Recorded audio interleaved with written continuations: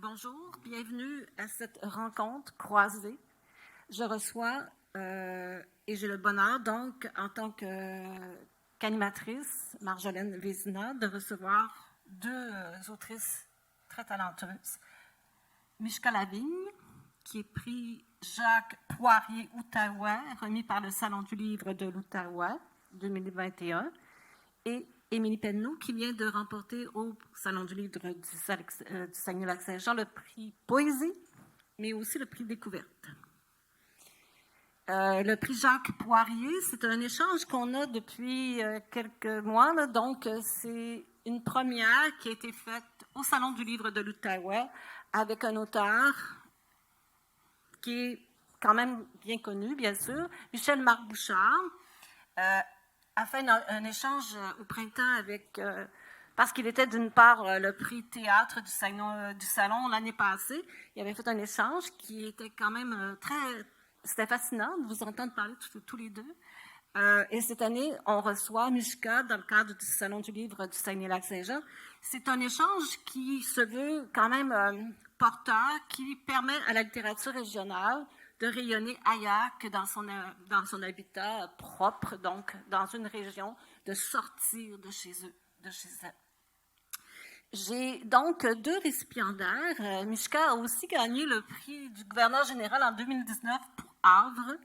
J'aimerais ça, chacune à votre façon, de m'expliquer en quoi ce rapport avec les prix. Émilie, c'est peut-être plus récent pour toi. Deux prix au Salon du livre du Saguenay-Lac-Saint-Jean, c'est bien, c'est trop, c'est pas assez? Mais c'est jamais trop, là. C'est un très bel honneur. On ne s'attend jamais à rien là, quand on garoche notre livre dans le public, mais là, c'est plus que demander. Là. C'est une façon c'est un encouragement. De toute façon, le prix Découverte, en plus, c'est à ça que ça sert, c'est de donner comme un souffle à quelqu'un qui dit oui, tu publies, c'est bien, on a aimé ça, continue. C'est un peu ça. Oui, ben, tu sais, c'est une chose d'écrire un livre, mais après ça, t'es comme, ah, ça va-tu être mon seul livre? Puis, tu sais, de se faire dire, non, tu sais, ton écriture, on aimerait la revoir, ben, tu sais, c'est très, très encourageant. Mishka, c'est le gouverneur général, c'est quand même un prix important. Le prix Jacques Poirier, c'est quand même le fondateur, hein, je crois, du Salon du livre de l'Ottawa. Oui, tout à fait. Donc, Jacques Poirier, qui est, si je ne me trompe pas, il est décédé il y a un an ou deux. Donc, c'est le fondateur du Salon du livre de l'Outaouais, qui est...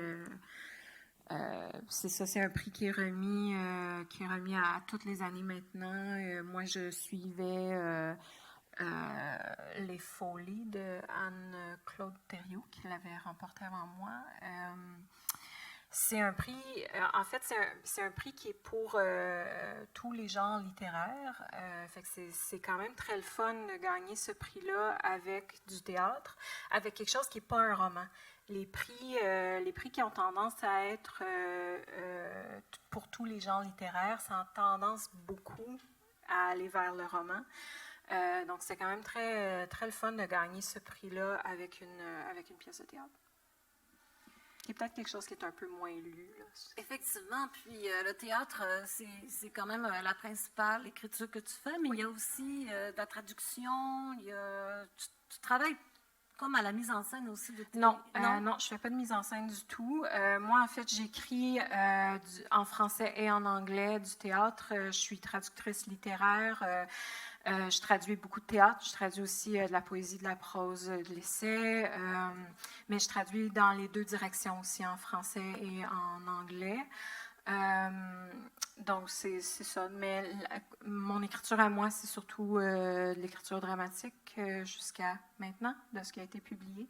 Puis c'est ça. Est-ce que tu es originaire de la région de Gatineau? Je suis originaire, en fait, du Pontiac, qui est la plus grande région de l'Outaouais. Si on veut, c'est ce qu'on pourrait dire l'Outaouais très creux.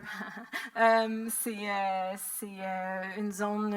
en fait, la région du Pontiac est caractérisée par deux zecs. Donc, c'est très rural et très forestier comme endroit. Mes parents sont encore là, en fait, aussi. Ça fait quand même plusieurs années que tu écris, je crois. Oui, ben ma 2021, c'est ma 13e année de pratique professionnelle comme artiste de théâtre. Et la première visite au Salon du Livre du Saguenay? Oui, oui. En fait, j'ai niaisé beaucoup tantôt avec les étudiantes au programme d'art et médias au cégep de Jonquière. J'avais une entrevue plus tôt ce matin. Je disais la dernière fois que j'étais venue à Jonquière, c'est parce qu'au cégep, je fréquentais un gars de Jonquière. C'est pas nécessairement une bonne chose. Fait que ça me faisait plaisir de venir redécouvrir Jonquière sans lui. Émilie, tu es originaire de la baie, tu vis La Terrière. dans la Terrière. Ah, ok. Puis tu vis maintenant sur la Côte-Nord. C'est ton premier, on l'a dit tantôt, là, premier recueil de poésie, Éventré, je l'ai ici. Alors, Éventré le bois.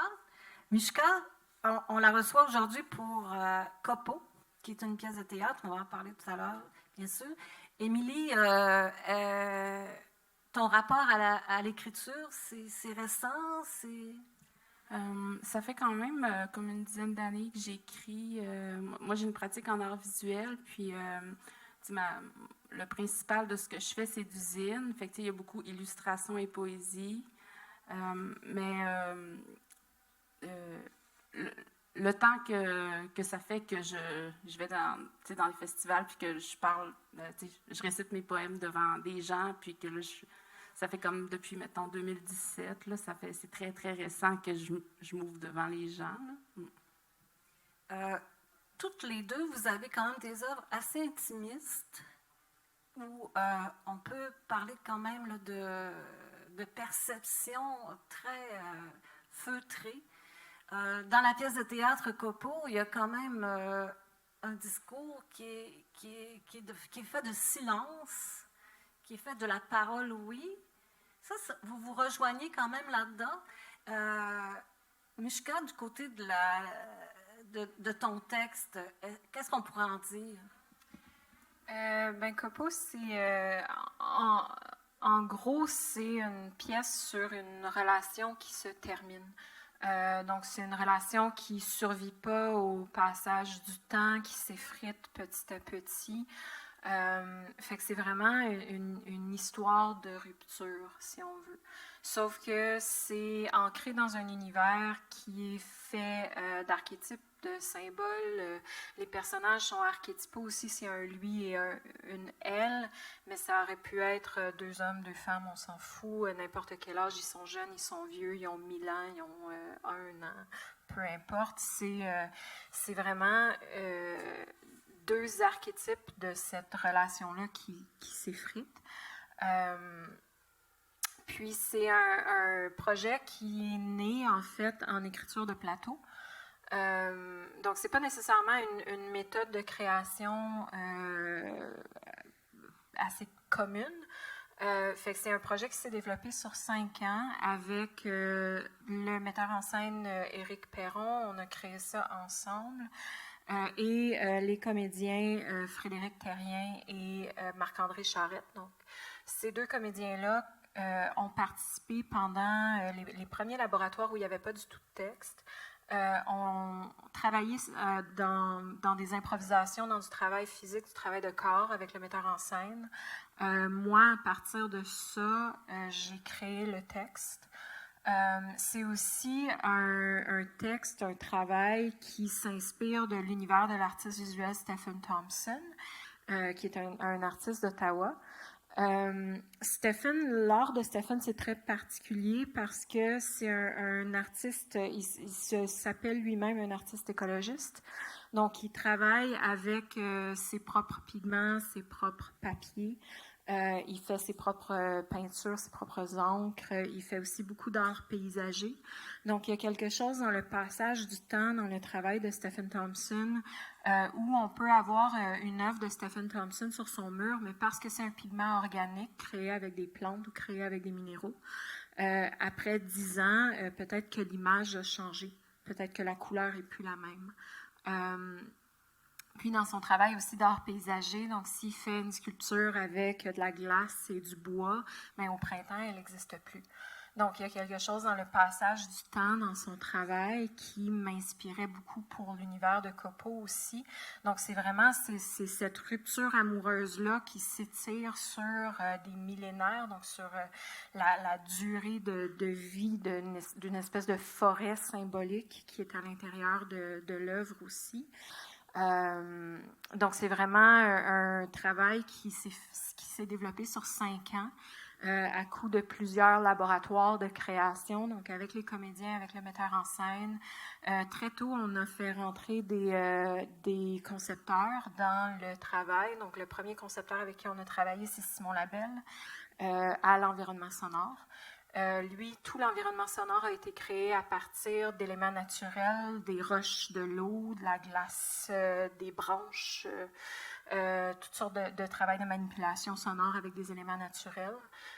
Ensuite, on a eu John Doucet, le scénographe, puis Andrea Verchambault au costume, qui ont commencé à faire partie du processus très tôt. Aussi, c'est très rare qu'on ait des concepteurs pendant 3 ans pour pouvoir développer avec eux au rythme pour arriver au spectacle. Le dernier concepteur qui est venu avec nous, c'est Paul Auclair et Tristan-Olivier Breding qui se sont occupés, eux, de l'éclairage. Donc, cette méthode de création-là, ou ce processus de création-là qui est assez original ou qui détonne un peu des méthodes habituelles, ça nous a permis vraiment de développer pendant 5 ans une œuvre qui était plus que son texte, si on veut. Donc, c'était moins moi qui avais écrit un texte puis qui le passait à tout le monde qu'un processus très, très, très collaboratif pendant 5 ans. Puis c'est aussi la raison pour laquelle j'ai hésité beaucoup avant de publier la pièce, parce que je me demandais vraiment si c'était un objet textuel qui pouvait exister à l'extérieur de son spectacle. C'est mon éditrice qui m'a convaincue aux éditions L'Interligne, parce qu'elle est tombée en amour avec le texte, puis elle n'avait pas vu le spectacle, puis elle se disait ça vaut la peine de le publier, publions-le. On s'est lancé là-dedans. Mais je suis très, très contente en rétrospective d'avoir décidé de publier le texte, parce que notre spectacle a été coupé de court. Donc, c'est 5 ans de travail qui ont été coupés avant la fin, parce que on jouait la semaine où tous les théâtres ont fermé en mars 2020. Donc, on a perdu nos 2 dernières représentations, le vendredi soir, le samedi soir. Les théâtres à Ottawa ont fermé le vendredi 13 mars. Donc, on a perdu nos 2 dernières représentations qui étaient à guichet fermé. Mes parents, tous mes amis devaient venir voir le spectacle le samedi soir. Donc, quand le livre est sorti, quand j'ai reçu ma boîte de livres de l'éditeur avant que ça s'en aille dans la librairie et tout, j'ai ouvert la boîte, j'ai vu tous les livres, puis ça m'a vraiment fait très plaisir de les avoir. Au livre ou à la pièce d'avoir une autre vie. C'est ça. D'avoir une autre vie. Puis on espère encore une reprise du spectacle. On aimerait vraiment beaucoup une reprise du spectacle. Je dirais que visuellement parlant, c'est le plus beau des spectacles avec un de mes textes, c'est celui-là. Ça a l'air d'une œuvre d'art sur la scène, c'est assez exceptionnel. J'imagine qu'on pourrait peut-être faire des pressions pour la faire venir à la rubrique. Oui. Ça serait le fun. Ou bien peut-être Dario. Émilie, les arts visuels prennent quand même beaucoup de place dans ta vie. Dans ton texte, est-ce que ça a eu une influence? Est-ce que tu fais un mélange ou pas du tout ces deux aspects de ton œuvre, si je peux dire? Je dirais que, tu sais, quand je travaille le zine, là, mettons, mélanger poésie et illustration, tu sais, avec les poèmes, on crée une image. Je pense que là, quand je travaille de cette façon-là, c'est que ça pourrait être une image, ça pourrait être un dessin, c'est qui se complète, tu sais. Mais là, ici, j'essaie, tu sais, le texte, il était quand même très, très chargé en images, puis en texture, puis en odeur, là, si je peux le dire de cette façon-là. Puis parce que mes éditeurs m'avaient demandé, tu sais, tu voudrais-tu mettre de l'illustration, tu sais, puis je le voyais pas. Selon moi, ça aurait été trop chargé. Puis c'est aussi mettre dans la tête du lecteur ce que, tu sais, le lecteur, lui, il se l'accapare, là, le recueil, puis il l'interprète à sa façon, puis il vit avec selon son état d'esprit. Ben, d'y mettre des images, tu sais, quelque chose de très visuel, pour moi, ça n'aurait eu aucun sens avec ce recueil-là. On parle beaucoup de votre œuvre. On pourrait peut-être demander aux filles de nous faire un extrait. Peut-être que ça nous mettrait le texte dans les oreilles, dans notre imaginaire aussi. Mishka, peut-être...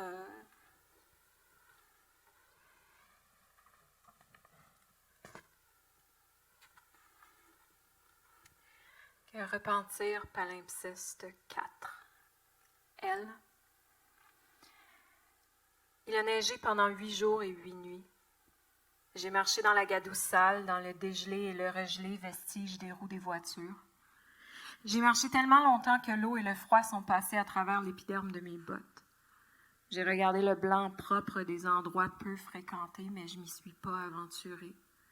La tête me tournait juste à regarder ces territoires pas défrichés, ces territoires qui devraient pas être dans une ville qui grouille de monde, ces endroits pas aimés où personne n'a posé les pieds. J'ai marché comme une somnambule dans les souvenirs de toi, de nous, d'avant. J'ai essayé de saisir les moments de toi, de nous, d'avant, mais même avec mes mitaines, mes doigts avaient trop froid et ma main restait ouverte, les doigts figés, incapables de se refermer sur les choses. Je me suis tenue sur le pas de ta porte.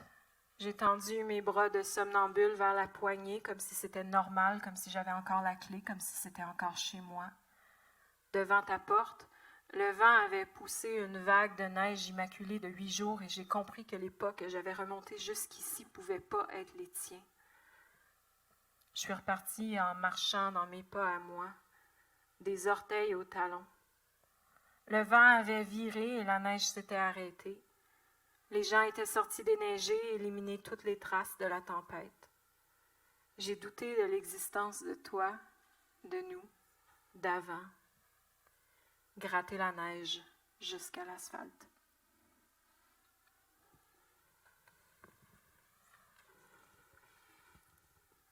De ton livre, ça.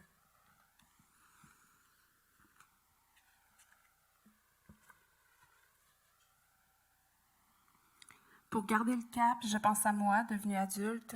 Je porte du 8, suis pleine de poils. Mes yeux se rident, je ne ris pas.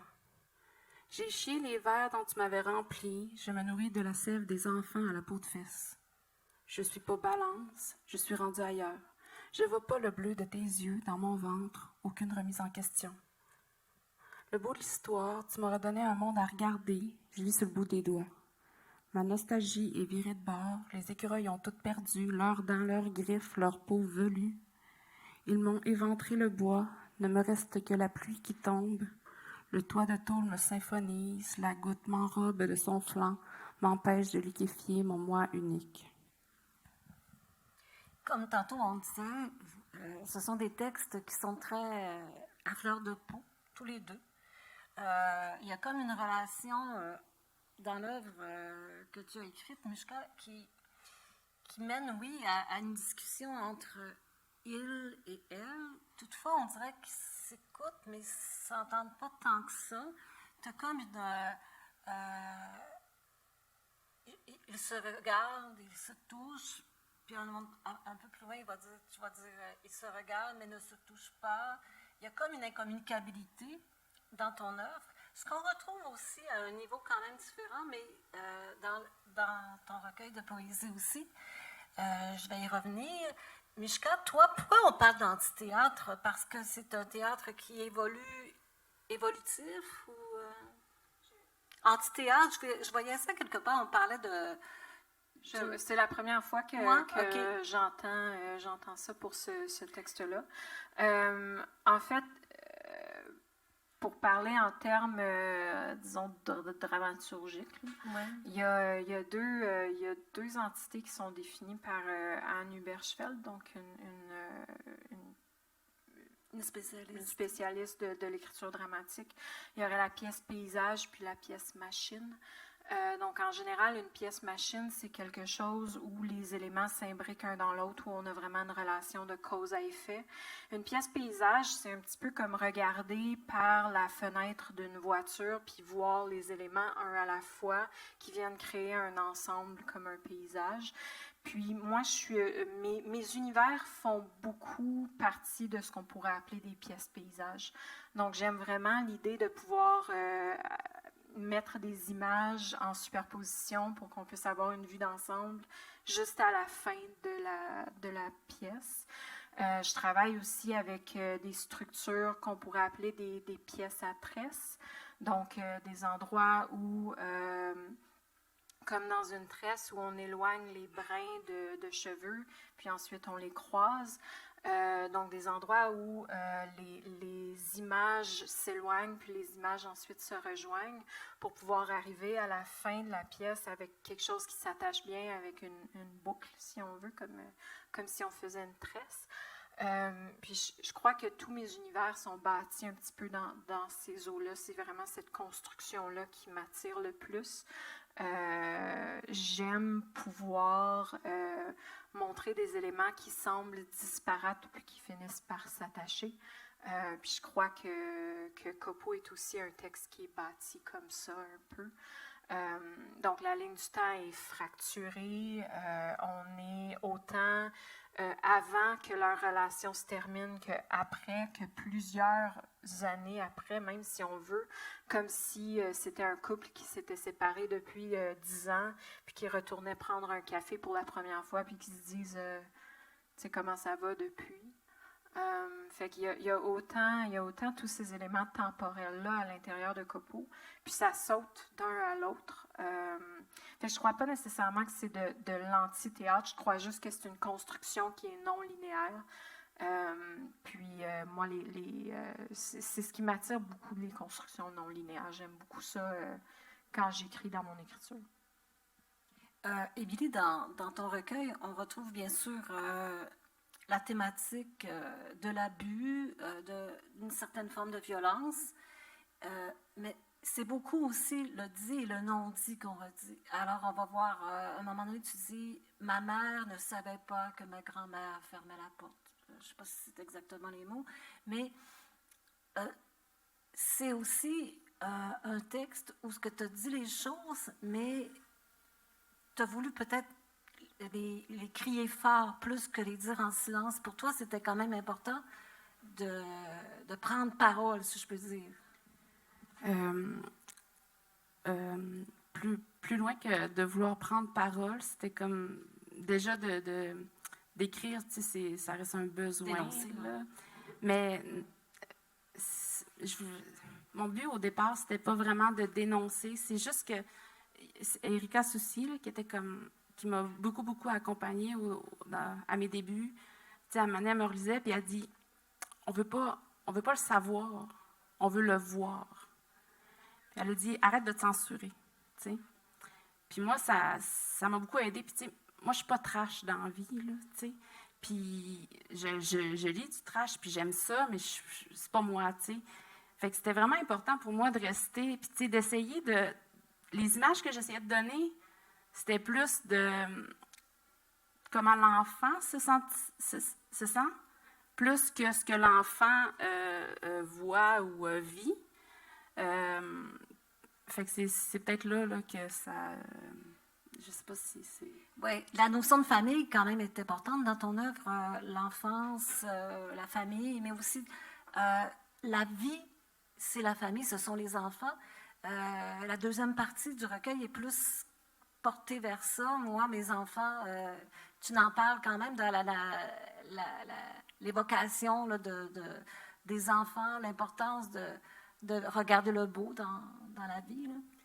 Oui, bien, tu sais, mon recueil, je l'ai écrit quand même dans une période, je dirais, évolutive. Là. C'était pas comme ça, s'est pas écrit en un mois, puis là, c'était ça qui se passait. Puis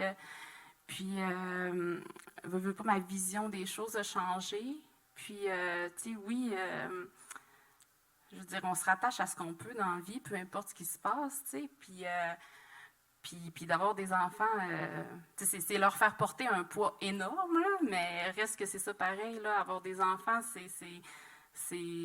C'est s'accrocher à quelque chose, puis c'est la plus belle chose, là, tu sais. En tout cas. Tantôt, vous parliez de vos maisons d'édition respectives. Le processus d'écriture, tu as travaillé avec Erika Soucy, on l'a peut-être pas précisé, la maison d'édition, c'est... La maison en feu. En feu. La maison en feu, c'est une jeune maison d'édition aussi, ça? Oui, c'est jeune. Est-ce que le processus d'écriture a été difficile de publication d'édition? Non, pour vrai, là, en tout cas, je suis comme en amour avec la maison d'édition, là, j'ai tellement été respectée dans mon écriture, tu sais, parce que c'est une chose de respecter comme ton propos, mais après ça, tu sais, il y en a des éditeurs qui auraient voulu m'amener dans le trash, là, tu sais. Mais en tout cas, Florence, puis Justine, puis Jeanne, sont super douces, puis j'ai vraiment été, en tout cas, c'était vraiment un beau moment de retravailler ce livre avec elle. Puis avant ça, j'avais travaillé avec Noémie Pomerleau-Cloutier. Ouais. Elle m'avait comme aidé à les mettre faire une espèce de forme linéaire, là. On parlait de temporelle, là, tu sais. Puis c'est ça. Puis après ça, quand je suis arrivée avec Florence, Jeanne puis Justine, ils m'ont aidé à donner le fond de mon recueil, lui mettre la forme qui fonctionne avec le fond. Là. Je sais pas. Effectivement, oui. C'est comme la deuxième partie, tu sais. C'est l'idée de Florence, ça, de se dire, tu sais, parce qu'il y a beaucoup de violence dans la deuxième partie, là, tu sais. Fait que, tu sais, c'était son idée de dire... non, atténué, tu sais, moi, j'aurais eu tendance, là, tu sais, à entrecouper pour ménager le lecteur, tu sais, puis pas y faire trop rusher. Mais, tu sais, elle a dit non, let's go, on y va. Fait que c'est ça. C'est important d'être bien encadré, bien suivi dans un processus d'écriture, surtout quand c'est très personnel. Oui, bien, je pense que peu importe, tu sais, quand tu décides de publier un livre, là, tu le donnes aux autres, tu sais, puis après ça, c'est eux qui l'interprètent, tu sais. Mais au départ, il t'appartient, puis c'est difficile de le laisser aller. Fait que oui, je pense que c'est vraiment important d'être accompagné doucement et tendrement, tu sais, comme par des petites mères, là, tu sais. Moi, c'est 3 femmes, là, qui sont mes éditrices, mais juste pour le laisser aller, là, puis être bien avec ça. Mais quand tu disais tantôt, je n'étais pas certaine de vouloir faire publier le texte, mais finalement, ce fut quand même une bonne décision parce qu'il a comme apporté un peu de baume, ce livre-là. La maison d'édition, toi, que tu as, l'Interligne, c'est nouveau que tu travailles avec eux autres? Non, mes 2 autres textes, donc Cinéma et Œuvre, sont aussi publiés chez l'Interligne. Donc, l'Interligne, c'est la plus grosse maison d'édition francophone hors Québec, donc basée à Ottawa. Publier du théâtre, c'est complètement autre chose que publier dans un autre genre. C'est que le théâtre ici est publié quand il est joué. Donc, ce que les gens ont dans le livre, c'est le texte du spectacle. Fait qu'il n'y a pas vraiment de travail d'édition qui se fait en termes de « Ah, cette partie-là, j'aime pas ça » ou « va plus loin » ou peu importe. Tout ce travail-là a déjà été fait dramaturgiquement parlant quand ça s'en va sur la scène. Donc, au courant de l'écriture du spectacle, au courant du travail avec des comédiens, au courant du travail avec le metteur en scène, tout ce travail-là est déjà fait. Donc, en gros, publier du théâtre, c'est essentiellement publier le texte comme il a été joué sur la scène.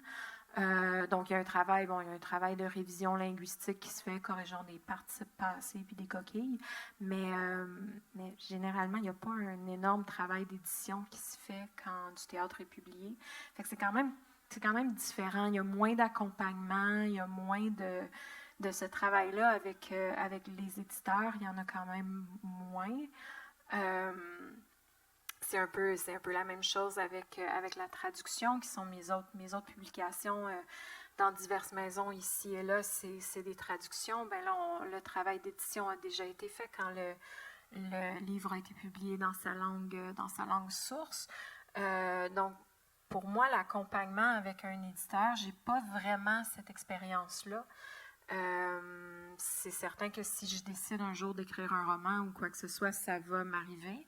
Mais pour le moment, je dirais que c'est comme un univers que je connais pas beaucoup, en fait. Donc, mais c'est ça, l'Interligne, les éditions L'Interligne sont à Ottawa. C'est important de comprendre aussi que tantôt, tu en as parlé, Émilie, vous avez 2 textes où la forme est aussi importante que ce qui est dit. La manière que c'est... Parce que il y a probablement la façon aussi que tu vois la littérature, c'est-à-dire qu'il y a quand même un côté peut-être de la fille qui fait des arts visuels qui se développe là-dedans. Mais c'est important parce que quand tu lis ton livre, on a quand même des places où on respire quand même, mais d'autres places où pas du tout. C'est comme, tantôt je disais crier, c'est vraiment comme si on se sentait, tu dis les choses et tu ne nous ménages pas forcément, mais il y a une beauté, il y a un lyrisme, mais aussi quand même une profondeur au niveau des sentiments, parce que ce ne sont pas toujours des choses faciles que tu nous révèles, mais c'est dans la manière que tu vas le dire. Ça a été important pour toi de travailler cet aspect-là des choses? Écrire avec le souci peut-être d'esthétiquement présenter quelque chose de beau en même temps que quelque chose qui est peut-être plus difficile. Oui, ben ma façon de travailler en écriture est peut-être comparable à... je sais pas, là. Mais c'est juste que moi, je me relis, là, puis je tape du pied, puis je... OK. Tu scannes comme une... C'est ça, puis là, j'y vais par suppression, tu sais. S'il y a des mots de trop, ben là, je trouve un synonyme à ces 3 mots-là, ben là, ça m'en prend un pour faire ces... Tu sais. Fait que, oui, je travaille... pour moi, tu sais, ma façon de travailler, oui, elle est organisée visuellement. Là, je l'ai dans ma tête, là, tu sais, qu'est-ce qui se passe, là. Fait que peut-être, oui. Ah, c'est intéressant. Jusqu'à, il y a comme aussi une graphie au niveau des passages. On voit qu'ils se parlent, mais comme c'est présenté, on a l'impression qu'ils ne s'entendent pas. Le fond et la forme aussi jouent beaucoup dans la pièce. Oui, ben moi, j'écris parfois en pavé, si on veut, ce que j'ai lu tantôt. Dans Copeau, il y a 5 de ces repentirs palimpsestes-là qui sont écrits en pavé. Mais généralement, moi, j'écris en vert blanc, puis c'est le rythme pour les comédiens. Pour moi, c'est très clair quand c'est écrit comme ça sur la page que ça va être dit d'une certaine façon. Puis les comédiens formés comme ils sont, ils voient ça sur la page, ça va sortir comme je l'entends dans ma tête.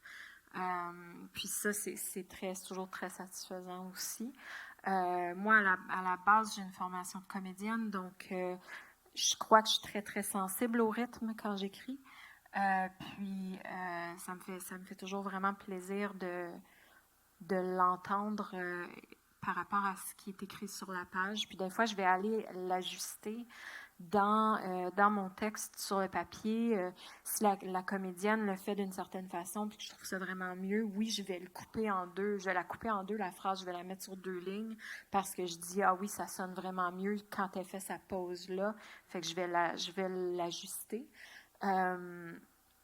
Puis c'est une chose aussi que j'aime beaucoup quand j'ai eu l'expérience d'avoir été traduite en anglais, d'avoir été traduite en allemand aussi.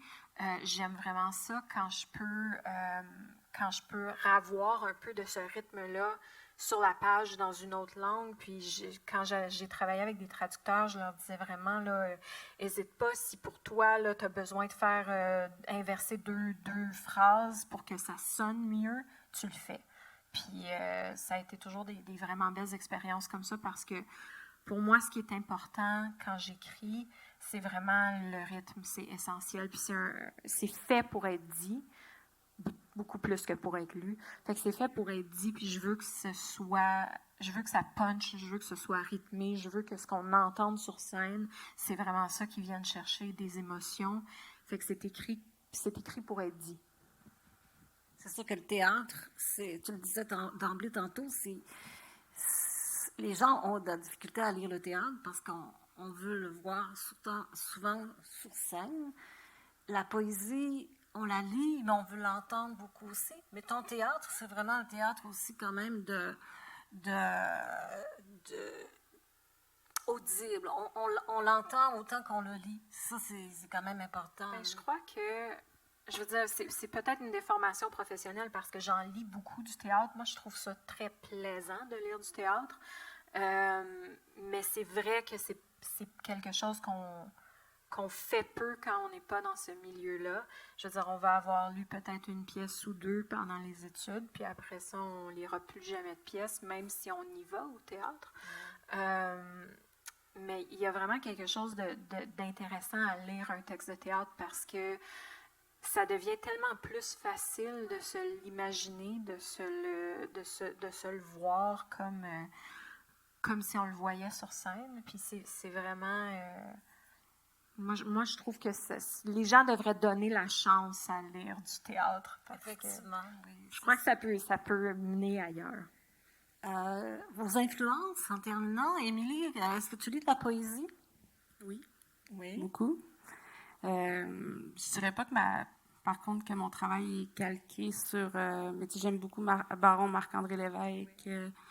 Mais j'aime beaucoup Ça aussi, c'est une poésie qui oui, pour être vraiment entendue. Mais moi, quand j'ai compris que la poésie, c'était pour moi, c'est après en avoir entendu sur une scène. Là. Moi, je trouve que la poésie, c'est comme...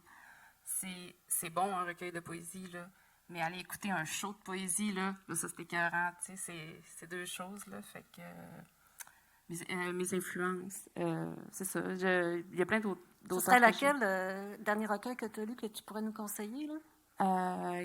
Christina Landry, Gauthier Landry, merci. À la Peuplade, j'ai vraiment aimé son recueil. C'est très beau. La Peuplade? La Peuplade, son talent, sont tellement bons. On prend ça en note. Mishka, tes influences? Influence, je ne sais pas non plus, c'est ça, c'est dur à dire, mais il y a le travail de beaucoup d'autrices de théâtre féminines qui m'attirent énormément. J'aime beaucoup les univers de Carole Fréchette, qui sont très intimes, qui sont très féminins. Puis je crois que Carole Fréchette est capable d'aller chercher quelque chose d'universel dans l'intime, ce qui est aussi, il y a eu une espèce de mouvance là, dans les années 70, dans les années 80, où les femmes de théâtre revendiquaient cette idée-là que l'intime peut aussi être universel. Puis c'est vraiment parce que à une certaine époque, c'était les hommes gagnaient tous les prix, les hommes étaient sur les grandes scènes et tout. Puis Carole Fréchette et cette génération-là de femmes est un peu venue briser cette idée-là en disant non, l'intime, le féminin, le très très fragile peut être autant universel que parler de la Deuxième Guerre mondiale. Je dis pas ça en bâchant les livres de la Deuxième Guerre mondiale, mais bon. Peut-être qu'on en a assez aussi. Mais si on prend, par exemple, un auteur comme Michel Tremblay, qui écrit dans le très intime, le très familial, le très lui, son histoire à lui, on va dire « Ah, c'est universel, c'est exceptionnel ». Puis là, on regarde les univers de Carole Fréchette, puis on dit « Non, ça, c'est juste pour les femmes ». Fait que je crois que Carole Fréchette est vraiment venue là, casser cette espèce de moule-là qu'il y avait dans les années 70-80. Puis Carole, je veux dire, elle écrit encore et elle est exceptionnelle. Là. Il y a Nassara qui est au théâtre d'aujourd'hui en ce moment, qui est un très, très, très beau texte. Alors, on aura compris qu'il y a deux choses super importantes. La première, c'est de lire de la poésie et d'aller au théâtre, lire du théâtre. Et la deuxième, c'est de lire Émilie Pedneau, plutôt, Éventrer-le-Bois, qui est donc cette année au prix Poésie et au prix Découverte du Salon du livre du Saguenay-Lac-Saint-Jean, et Mishka Lavigne-Copeau, qui est une œuvre qui, bien sûr, cette année a gagné le prix Jacques Poirier Outaouais.